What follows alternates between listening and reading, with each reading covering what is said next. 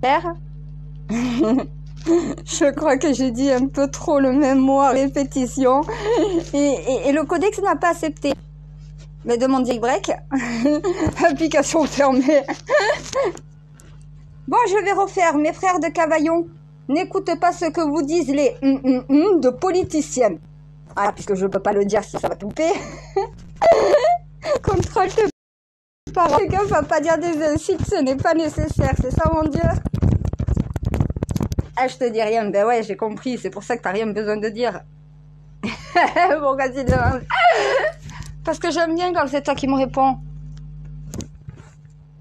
Alors, mes frères de Cavaillon, n'écoutez pas ce que disent les politiques. Ils sont hors sol, ils sont à côté de la plaque. Pour une fois que vous faites quelque chose de bien. Pour une fois que vous faites quelque chose de bien.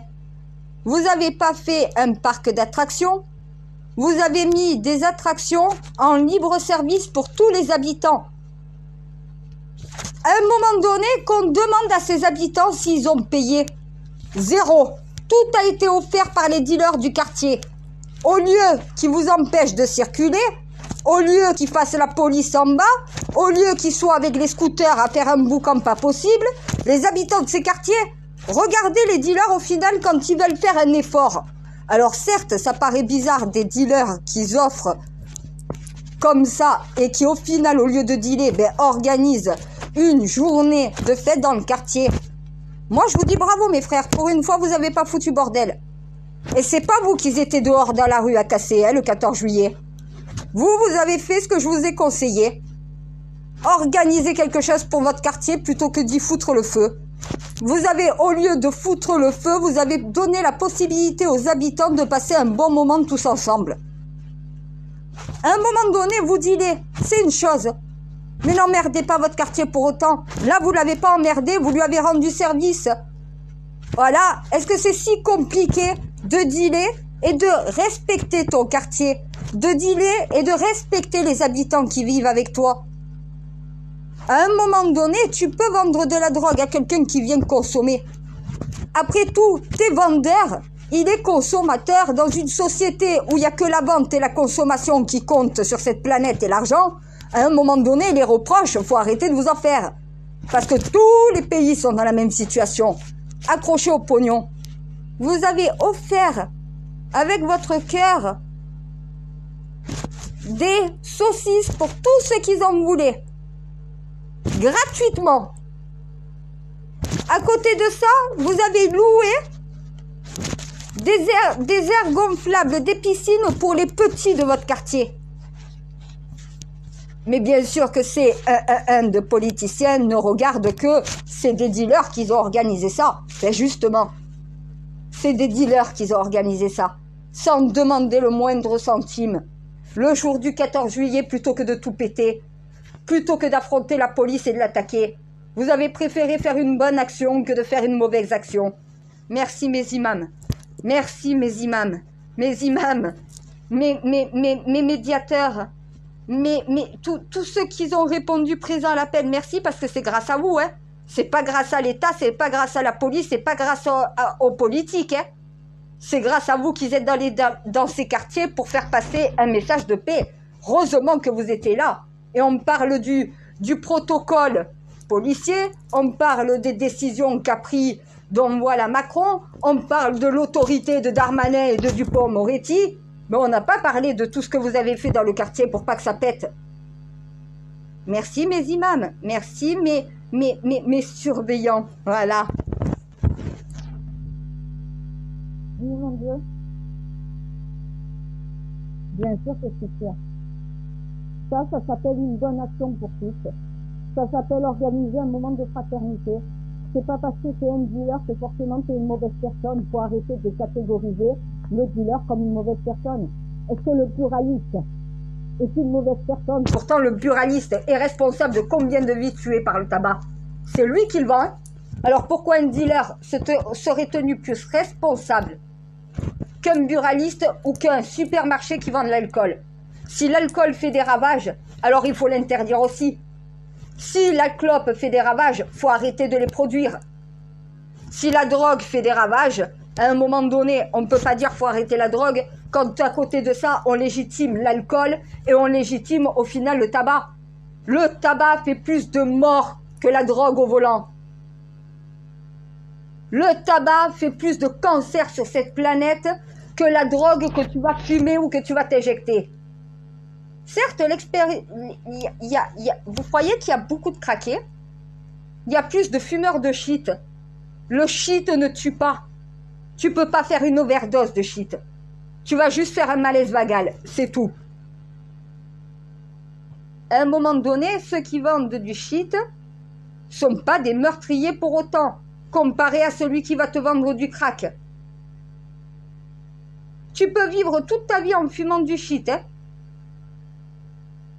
Tous les prêtres religieux de toutes les religions et de toutes les dynasties et les époques de cette planète en ont tous consommé, hein.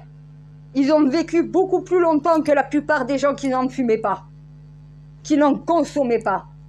Mais ils savaient consommer, ils savaient dans quoi l'utiliser, de quelle manière, dans une manière médicalisée. Voilà pourquoi on dit la bœuf récréative et la bœuf médicalisée.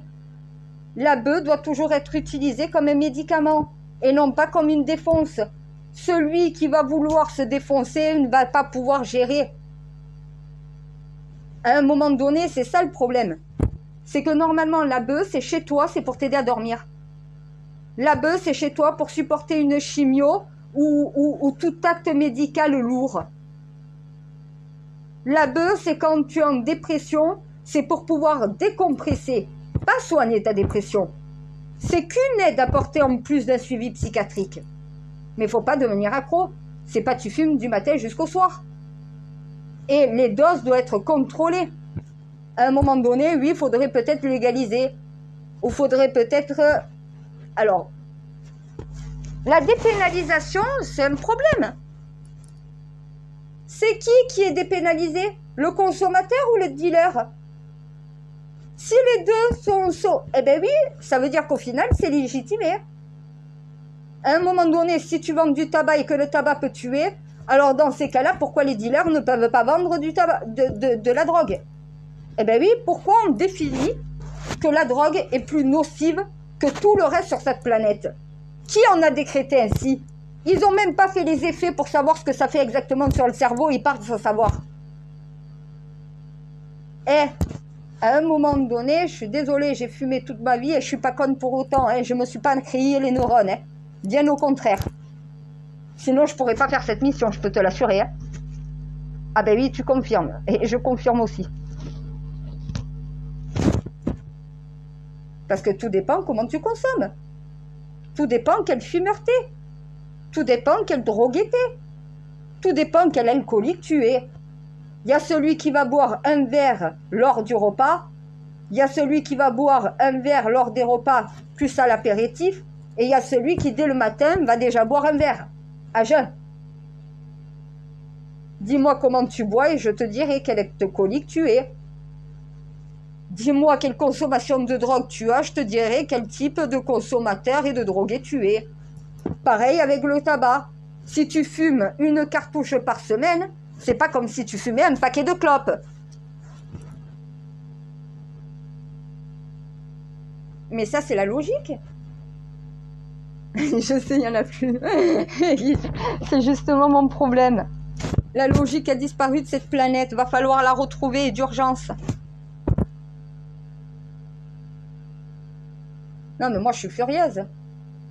Pour une fois que des dealers de quartier font une bonne action, on trouve encore le moyen de leur reprocher. Mais on veut quoi, en fait, de ces gens-là? Qui disparaissent de notre société en réalité. On les veut pas, on les tolère pas, on les intègre pas. Et quand ils font une bonne action, on leur tape dessus. Quand ils font une mauvaise, on leur tape dessus.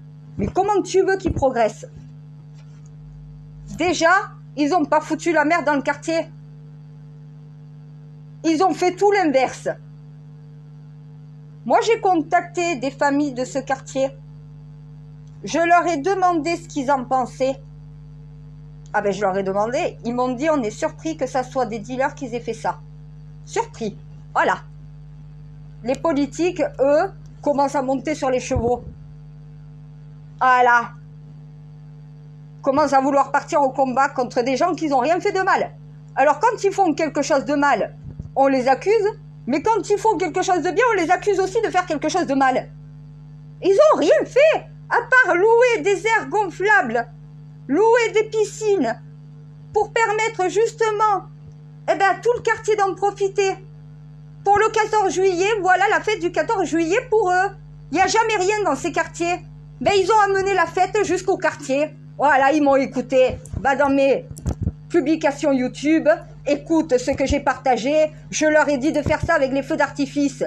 Ils ont adapté la technique à une aire de jeu gonflable. Comme quoi ils ont un cerveau, eux ils entendent. Macron, quand toi t'es sourd, eux ils entendent. Quand toi tu comprends rien, eux ils comprennent. Et après on va leur taper dessus. Non mais ils ont, mon Dieu, organisé un barbecue gratuit pour tout le quartier. Même pour des gens qui n'étaient pas dans le quartier. Des aires gonflables pour les petits, des piscines alors qu'il fait chaud. C'est une mauvaise ou c'est une bonne action?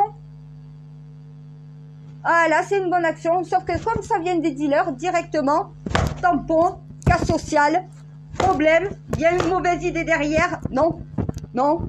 Ils ont tout simplement voulu rassembler le quartier.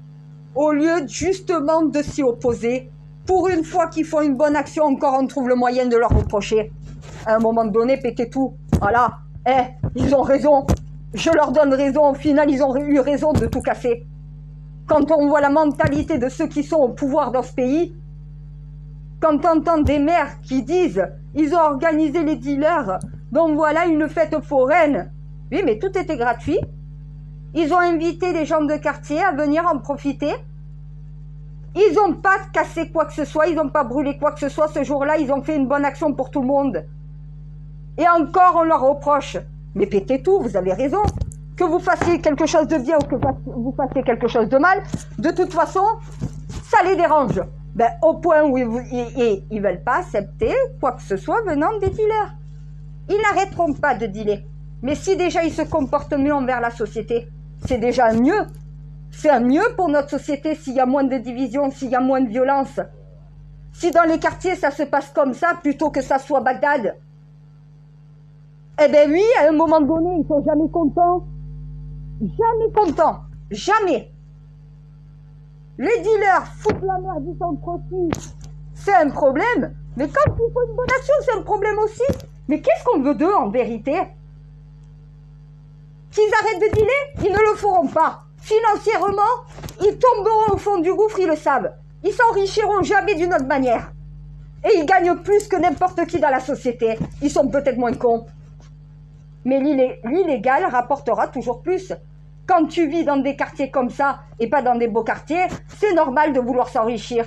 Et le seul moyen d'y arriver pour ces gens-là, c'est le deal. Le cambriolage, le braquage. Mais entre voler les biens d'une personne, rentrer dans l'intimité d'une personne et vendre de la drogue à un consommateur, à un client, parce que c'est une transaction, comme n'importe quelle transaction du capitalisme ou du mondialisme. Voilà pourquoi les jeunes de quartier s'attaquent au capitalisme, au mondialisme. Parce qu'on leur reproche de faire la même chose. Oui, qu'est-ce qu'a fait le capitalisme? Qu'est-ce qu'a fait le mondialisme? La même chose que les dealers ont fait. Sauf que les dealers ont compris quel système ils avaient employé. Et ils l'ont utilisé de la même manière. Mais le gouvernement, c'est légal. Eux, c'est illégal. Le gouvernement s'en sort bien. Il a le droit de tout faire. Il est le gouvernement légitimé par son statut. Un jeune de quartier n'a pas le statut d'un président. Voilà. Donc ils ont compris comment contourner le système et s'enrichir, comme les grandes puissances mondiales se sont enrichies de la même manière. Quand le gouvernement a vendu des armes, il s'est enrichi en vendant des armes. La drogue, les clopes. Regarde combien d'argent le gouvernement empoche sur le tabac et sur l'alcool. Et il se fait le couille en or sur ceux qui tuent des gens. Et ça choque personne. Mais des jeunes de quartier, là, ça choque tout le monde. Le gouvernement matraque le peuple, ça choque personne. Mais par contre, au final, des jeunes de quartier ont enfin un bon comportement dans leur quartier. on trouve encore le moyen de leur reprocher. Moi, je vois un début d'évolution. Un changement dans le comportement des gens envers les personnes qui vivent dans le quartier. C'est positif. C'est pas parfait, mais c'est positif. C'est déjà un début. Il y a quand même une action de ces jeunes-là de faire un pas vers ceux qui habitent dans leur quartier et d'essayer d'apaiser les choses chez eux. On peut au moins leur reconnaître ça quand même. Eh ben non, dans cette France, c'est pas possible. On leur a mis une étiquette, ils peuvent faire tout ce qu'ils veulent, on la décollera pas. Voilà. Et après, on s'étonne qu'il y ait deux France dans la France. Quand t'es pas capable de comprendre ces gens-là et quand t'es pas capable de les féliciter quand ils font quelque chose de bien, moi je les félicite. Ils ont réussi à créer un moment de convivialité dans le quartier totalement gratuit, sans qu'il y ait aucune émeute, sans qu'il y ait un problème, ni une bagarre, rien. Tout le monde a passé un bon 14 juillet dans ce quartier. Vu que les festivités sont trop loin et que beaucoup ne peuvent pas se déplacer, qu'après on va dire que s'ils descendent dans la ville c'est pour casser, ben ils ont ramené le 14 juillet chez eux. C'est leur quartier. S'ils veulent mettre en bas des trampolines, s'ils veulent mettre en bas des piscines, ils ont le droit, c'est chez eux. Pourquoi quelqu'un dans sa belle villa aurait le droit d'avoir une piscine et eux n'en auraient pas? C'est une piscine gonflable, hein? Ils sont pas en train de creuser dans la terre pour faire une piscine. Tu vas leur donner l'idée. Franchement, ça me fait bien rigoler, ça m'amuserait bien. Vu qu'a priori, les piscines gonflables vous dérangent, on va en creuser une. On va faire une piscine olympique au milieu du quartier. Bien sûr que je vais dans les extrêmes. Ils poussent à faire ça. Oh, il y a certains élus qui devraient apprendre à fermer leur grande bouche, leur grande gueule de singe con. Pour une fois qu'ils font une bonne action, qu'ils font quelque chose de bien, que c'est pas le chaos, que c'est la paix dans le quartier, que pour le 14 juillet, ils n'avaient pas l'intention de foutre la merde, mais plutôt de passer un bon moment fraternel, à un moment donné, on vient leur reprocher. C'est une polémique qui a même pas raison d'être. Au contraire, on devrait les féliciter pour leur bon comportement, pour une fois.